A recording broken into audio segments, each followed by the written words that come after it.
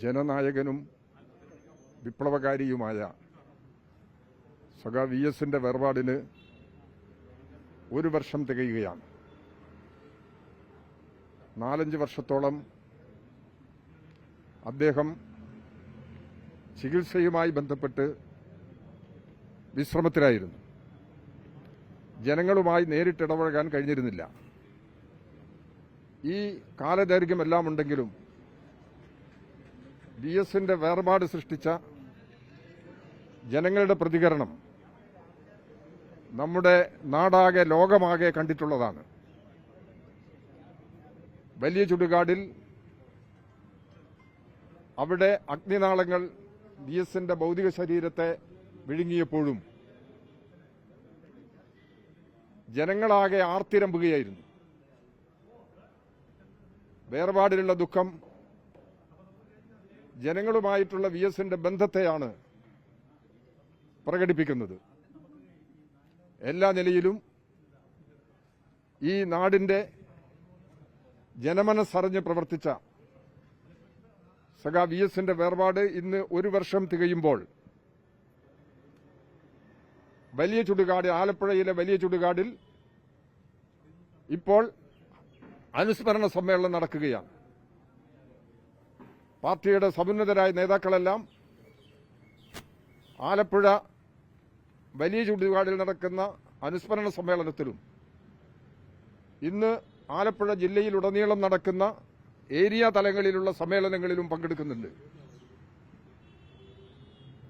CPM-ന്റെ PB അംഗവും കേരളത്തിന്റെ പ്രതിപക്ഷ നേതാവുമായ സഖാവ് പിണറായി വിജയൻ അവിടെ അനുസ്മരണ സമ്മേളനം ഉദ്ഘാടനം ചെയ്യും. വൈകുന്നേരം നടക്കുന്ന അനുസ്മരണ സമ്മേളനം ഉദ്ഘാടനം ചെയ്യും. കേരളമാകെ വി.എസിന്റെ ജ്വലിക്കുന്ന ഓർമ്മകൾ പുതുക്കി CPM പ്രവർത്തകരാകെ വി.എസിനെ ഓർമ്മിച്ചുകൊണ്ട് ഭാവി ചുമതലകൾ കരുത്തോടുകൂടി ഏറ്റെടുക്കാനുള്ള പ്രതിജ്ഞയെടുത്ത് ഈ ദിനാചരണം സംഘടിപ്പിക്കുകയാണ്. പുന്നപ്ര വയലാർ സമരത്തിന്റെ നേതൃത്വ പദവിയിൽ നിന്നുകൊണ്ട് ഈ നാടിന് അദ്ദേഹം നൽകിയിട്ടുള്ള സമരാവേശവും ധീരതയും പിന്നീട് കേരളമാകെ ഏറ്റെടുത്തിട്ടുണ്ട്. CPM-ന്റെ വളർച്ചയിൽ നിർണായക പങ്ക് വഹിച്ച ധീര വിപ്ലവകാരിയായിരുന്നു സഖാ വി.എസ്. 1964-ൽ കമ്മ്യൂണിസ്റ്റ് പാർട്ടിയുടെ കേന്ദ്ര കമ്മിറ്റിയിൽ നിന്ന് 32 സഖാക്കൾ ഇറങ്ങി വന്ന് ഇന്ത്യയിലെ CPM-ന് നേതൃത്വം നൽകുകയും CPM-ന് ജന്മം നൽകുകയുമായിരുന്നു. ആ 32 അംഗ CC അംഗങ്ങളിൽ ഏറ്റവും അവസാനം വേർപെട്ടുപോയ സഖാവായിരുന്നു വി.എസ്.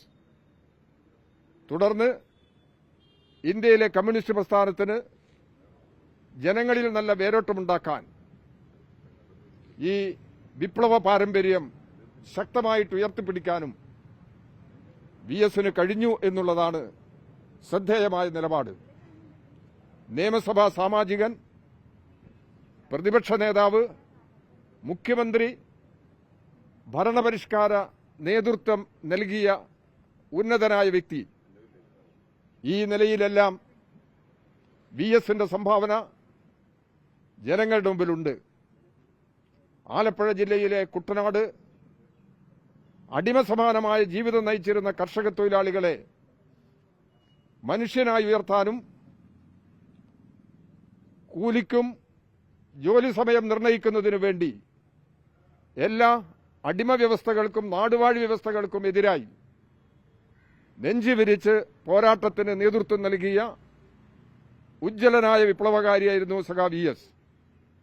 വി.എസിനെ നേതൃത്വ പാടവം തിരിച്ചറിഞ്ഞ് ആലപ്പുഴയിൽ, പ്രത്യേകിച്ച് കുട്ടനാട്ടിൽ കർഷക തൊഴിലാളികളെ സംഘടിപ്പിക്കുന്നതിന് നിർദ്ദേശിച്ചയച്ചത്, ദീർഘവീക്ഷണത്തോടുകൂടി നിർദ്ദേശിച്ചയച്ചത് കേരളത്തിലെ കമ്മ്യൂണിസ്റ്റ് പ്രസ്ഥാനത്തിന്റെ സ്ഥാപകരിൽ ഒരാളായ, സ്ഥാപക നേതാവായിരുന്ന സഖാ കൃഷ്ണപിള്ളയാണ്.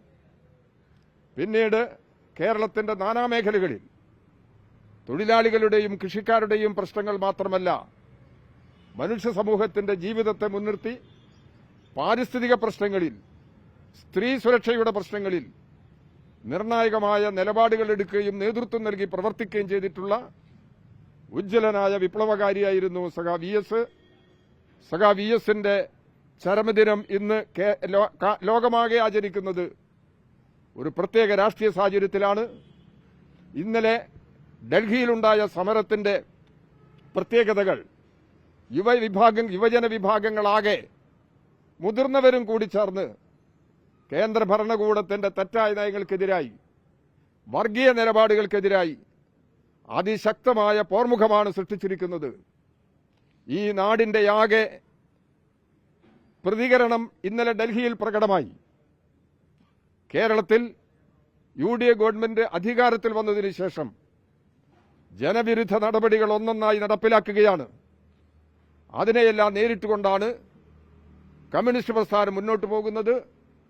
ഈ എല്ലാ പ്രതികൂല സാഹചര്യങ്ങളെയും നേരിട്ടുകൊണ്ട് കമ്മ്യൂണിസ്റ്റ് പ്രസ്ഥാനം സഖാവ് വി എസിന്റെ ഉജ്ജ്വലമായ വിപ്ലവ പാരമ്പര്യം ഉയർത്തിപ്പിടിച്ചുകൊണ്ട് തന്നെ കേരളത്തിലും ശക്തമായി മുന്നോട്ട് കൊണ്ടുപോകും എന്ന് പ്രതിജ്ഞയെടുത്തുകൊണ്ടാണ് ഇന്ന് നാടാകെ വി എസിന്റെ ഓർമ്മ പുതുക്കുന്നത് എന്നുകൂടി ഈ സന്ദർഭത്തിൽ സൂചിപ്പിക്കുകയാണ്.